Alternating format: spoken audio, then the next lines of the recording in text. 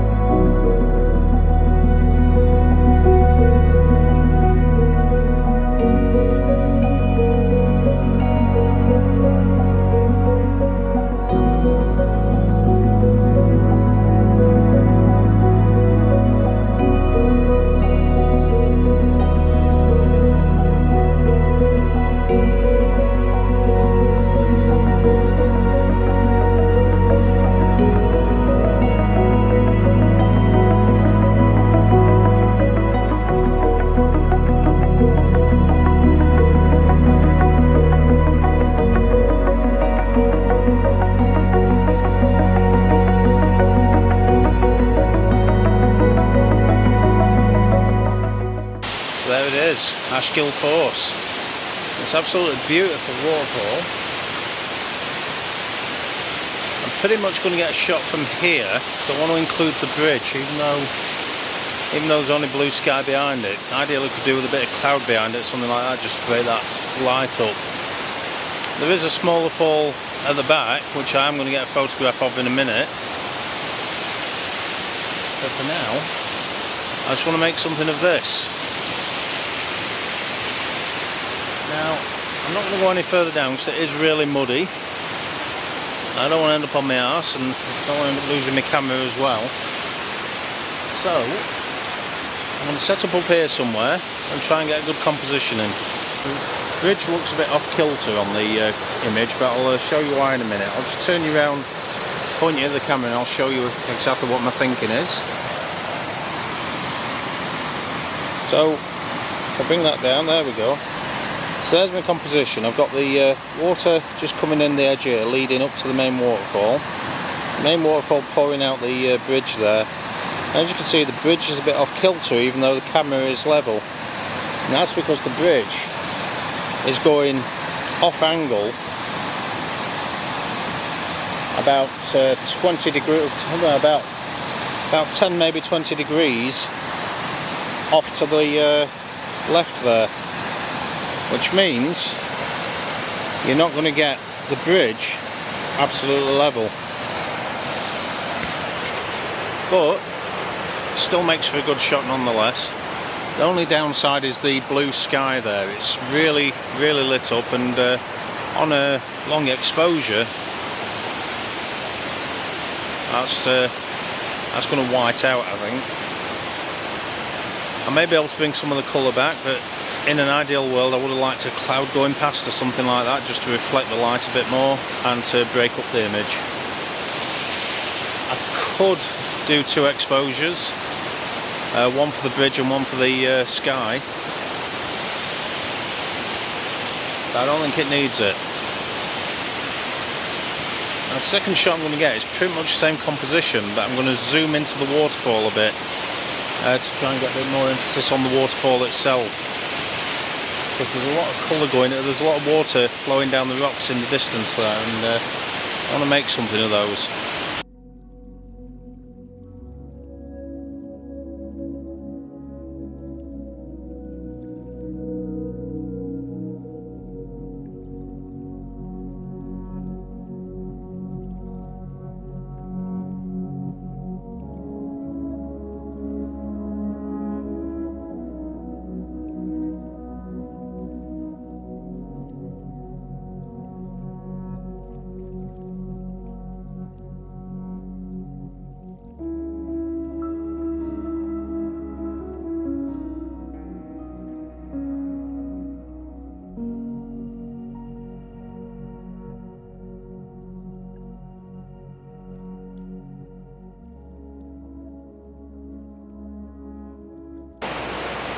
Okay, so if you remember with the first shot, couldn't quite get the bridge to look level in the image because it was kind of off angle to me with the direction of the road. Now I've actually come down. I've actually come down to a point where I'm facing the bridge more, which means I'm able to get more of a straight shot. Now, if I show you on the camera,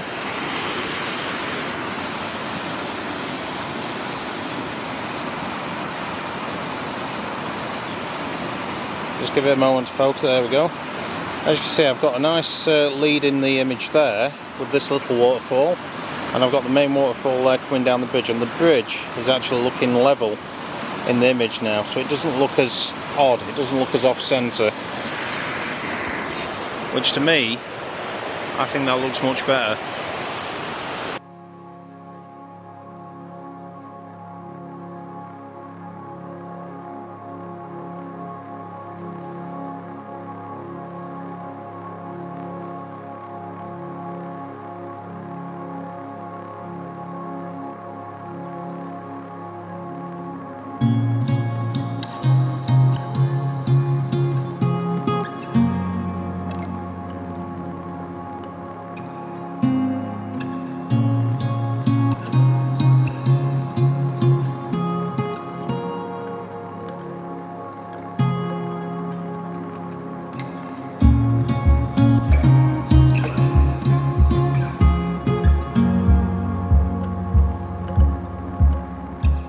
Even though I've come a bit further back, I'm still facing the bridge directly, so it's looking a lot better in the image. If I show you on the screen,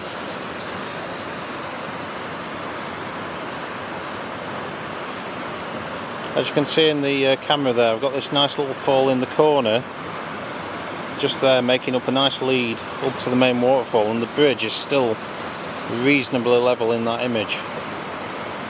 All in all, I'm quite liking the way that shot's turning out. You're getting all the falls leading up to the main one. Now I think this is going to be the last shot, for me at least, of the main waterfall. I'm going to go down now to the bridge that you can probably see behind me, and I'm going to get a shot of that smaller waterfall, because it'd be a shame not to.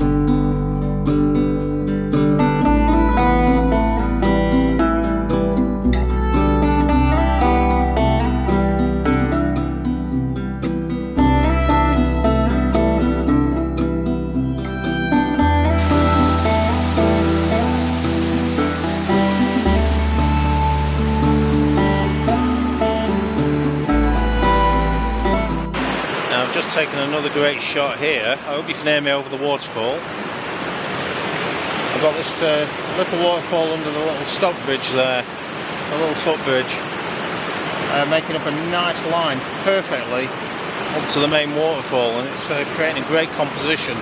I'll turn this camera around and show you it from this camera's perspective. So as you see, we've got the main waterfall here, just kind of leading the image into the footbridge and up to the main waterfall here, and that's making for a great shot. Now I've dialed the exposure down a bit. I've gone for a much longer exposure than I normally would to make the water smoother, because I think it does actually suit this image. Not something I normally do, but in this case I'm going to make an exception. The polarizer is taking the glare off the water, but not as much as it would if the sun was in the right place. For a polarizer to work to its full capacity, it needs the sun to be kind of off-centre to it. I forget how many degrees, but it's something like 60 degrees or something like that. But it does need to be kind of behind you and just off to the side, and that's for it to actually work at its best. Right now it's kind of there, when it should be there. It's still functioning, but not as well as it should. Either way, I think this will be a good image.